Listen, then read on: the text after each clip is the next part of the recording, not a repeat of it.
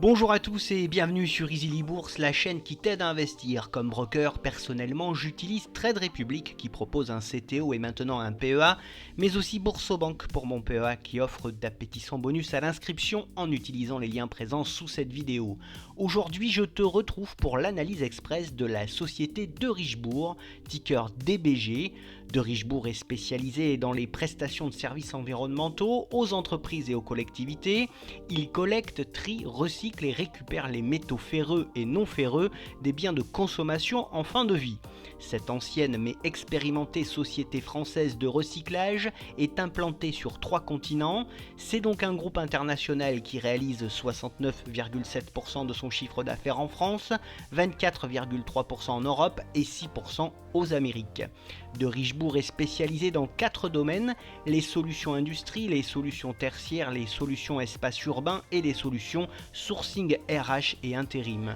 Ces activités s'organisent autour de 3 pôles majeurs, dont les prestations de recyclage avec 94,6% de son chiffre d'affaires, les prestations de services aux collectivités avec 5,3% et toutes les autres activités du groupe avec 0,1% de son CA. En quelques chiffres, le groupe De Richebourg c'est quoi ? C'est un groupe présent dans 10 pays et sur 3 continents avec plus de 300 implantations.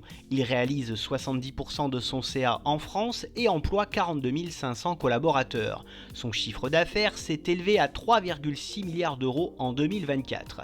Côté actionnariat, le groupe De Richebourg est une entreprise familiale aux mains de la famille De Richebourg et plus particulièrement de Daniel De Richebourg, le patriarche, qui possède plus de 41,29% du capital de l'entreprise. A noter que son capital est constitué de plus de 50% de flottants et de 9% d'institutionnels. De Richebourg est dirigé par Abderrahmane El Aoufir qui en est le CIO, la présidence revenant à Daniel De Richebourg. Les dates clés de l'entreprise sont 1956, la création de la Compagnie française des ferrailles, 1963 l'introduction en bourse de la CFF, 2006 la fusion de CFF Recycling avec Penoy Polyservice, donnant naissance à De Richebourg, et 2023 De Richebourg se renforce en prenant le contrôle d'Elior Group. Ses principaux concurrents sont les Français Veolia Environnement, Suez et Paprec Group. Voyons maintenant ensemble les principaux fondamentaux de cette société. Voici tout d'abord son cours de bourse lors de ces 5 dernières années. De Richebourg a connu une année post-Covid de rattrapage très prolifique, mais cela fut de courte durée. En effet, rattrapé par la hausse des coûts de l'énergie et la baisse des prix des métaux, le groupe fut fortement impacté par un environnement économique compliqué. La prise de contrôle d'Elior en 2023 marque la volonté de se diversifier davantage et d'insuffler un nouveau souffle au groupe. Dans ces conditions, le titre a regagné 37% lors de la dernière année et offre une belle performance de plus 11,4% lors de ces 6 derniers mois. Son résultat d'exploitation est en baisse pour la 2e année consécutive, il perd près de 6% en 2024. Son chiffre d'affaires est à l'équilibre en 2024 et ne fait guère mieux que l'année précédente, ce qui n'est pas si mal vu le contexte. Sa rentabilité via son retour sur capitaux propres est en forte baisse en 2024, elle est voisine de 7,4% et elle est divisée par 2 par rapport à 2023. L'endettement du groupe est remarquable mais en baisse et toujours gérable. Son free cash flow est en phase de reprise après une lourde chute en 2023, il reste toutefois bien insuffisant.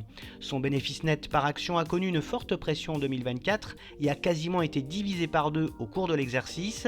Sa marge nette a continué sa chute en 2024, elle est insuffisante, en baisse et voisine de 2,07% seulement.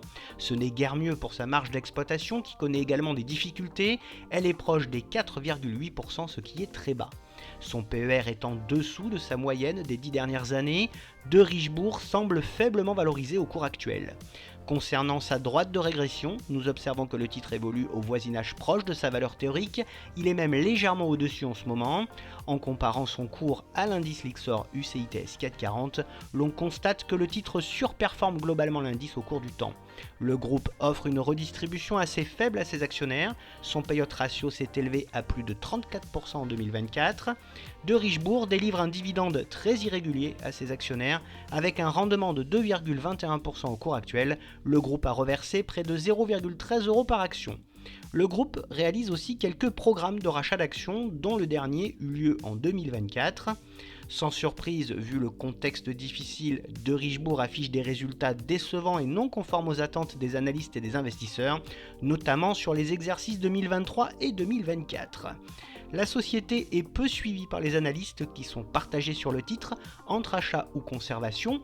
L'objectif de cours moyen est fixé à 6,14 € et celui de cours haut à 7,2 €, ce qui me paraît réalisable à moyen terme. Synthétisons tout cela, malgré une profitabilité assez faible, la croissance des bénéfices anticipés plutôt encourageante, le groupe est dans une bonne dynamique et apparaît comme faiblement valorisé. Passons maintenant aux atouts de cette société du secteur de l'industrie. C'est un spécialiste des services environnementaux dans un secteur du recyclage très porteur. De Richebourg bénéficie de la hausse sensible des cours des métaux et du prix de la ferraille. On observe également une montée en puissance de ces nouvelles installations industrielles. Le groupe a un positionnement sur des marchés porteurs avec des activités alignées sur les enjeux environnementaux. Il a une belle capacité à réaliser des acquisitions stratégiques comme celle d'Elior Group.